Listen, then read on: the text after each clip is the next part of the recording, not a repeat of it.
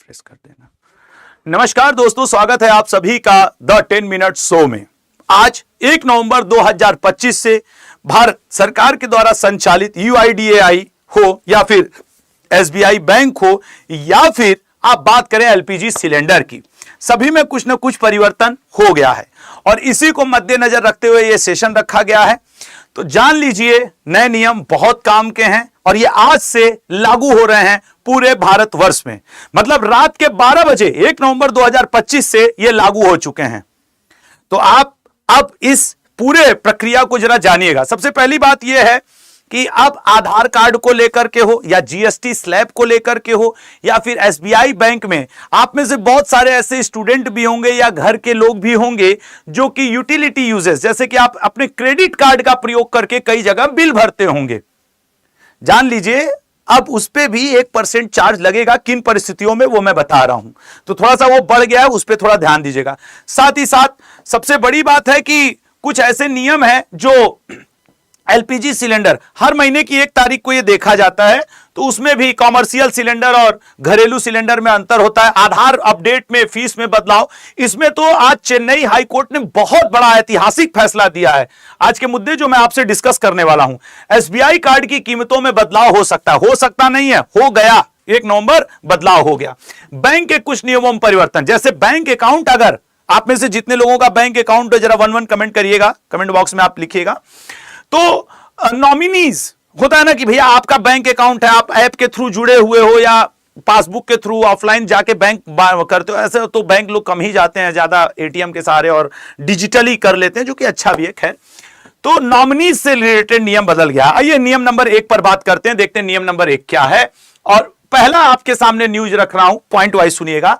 आधार card में बच्चों के आधार कार्ड में बायोमेट्रिक जानकारी अपडेट करने पे, जैसे आपके घर में चाचा मामा या आपका या ताऊ बहन बड़े भाई का बच्चा है, किसी का भी हो, तो आधार कार्ड उनका बनवाने के लिए अपडेट करने के लिए 125 रुपए की फीस लगती थी। आज 1 नवंबर 2025 से यह फीस नहीं लगेगी। यह सुविधा 1 साल तक निःशुल्क, मतलब चूंकि आज तो 1 नवंबर 2026 तक नहीं लगेगी, फिर लगने लगेगी, इसलिए थोड़ा सा समझ करके। वहीं वयस्कों के लिए अगर नाम, जन्म तिथि, पता या मोबाइल नंबर में कोई बदलाव करना हो तो ₹75 शुल्क देना होगा, घटा दिया गया, इस पे शुल्क देना होगा आपको। सर पता, अब मान लो कोई लड़की लड़का उसकी शादी हुई तो लड़कियों का आइडेंटिटी बदल गई, विवाह हो के वो किसी अन्य राज्य में या अन्य जिला में अन्य पता पे गई, या लड़के तो वो तो बदलना पड़ता था। सर नाम तो आधार कार्ड पे कभी नहीं बदलता।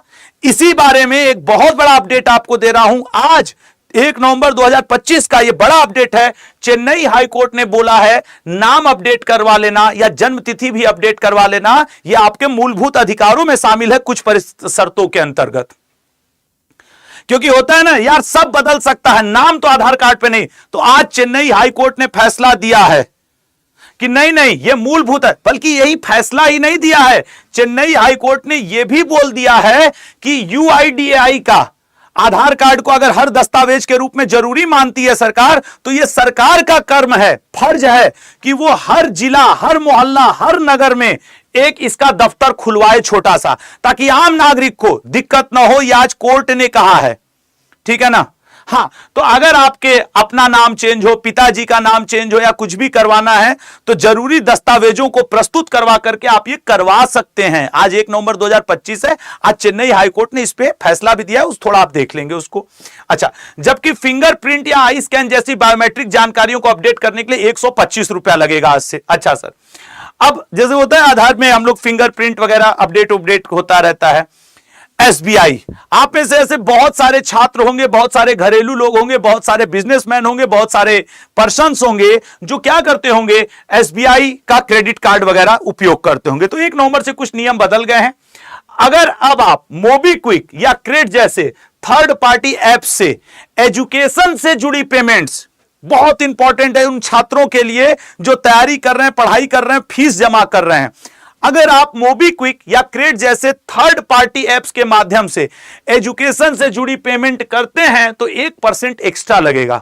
हो सके तो ये आप अपना बचा लीजिएगा, क्योंकि आज 1 नवंबर है, कल ही आप कहीं फीस देने जाओ या अभी सेशन के बाद जाइए और जरा क्रेडिट कार्ड या मोबीक्विक या क्रेडिट के थ्रू आप पे करके देखिए, 1% बढ़ेगा।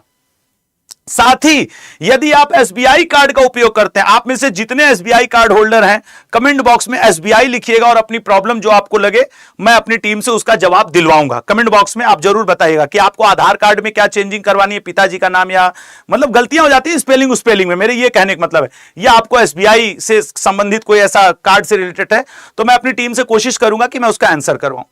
साथ ही यदि आप एसबीआई कार्ड का उपयोग करके किसी डिजिटल वॉलेट में 1000 से अधिक की राशि मतलब लोड करते हैं, जोड़ते हैं, तो उस पर भी होता क्या है कि हम लोग कई बार क्रेडिट कार्ड के थ्रू पेटीएम पे इधर उधर पैसे लेते हैं। छात्र जीवन में, बिजनेस व्यापार में, आम जनता इतनी अमीर तो है नहीं, उसको ये कई बार करना होता है। खुद मैंने कई बार किया है जब मैं तैयारी करता था, अब तो नहीं करना होता, बड़ी ईमानदारी से बता दूं, थोड़े बड़े पैसे हैं जो 1-2 हजार रुपए से तो मेरा काम चल जाता है।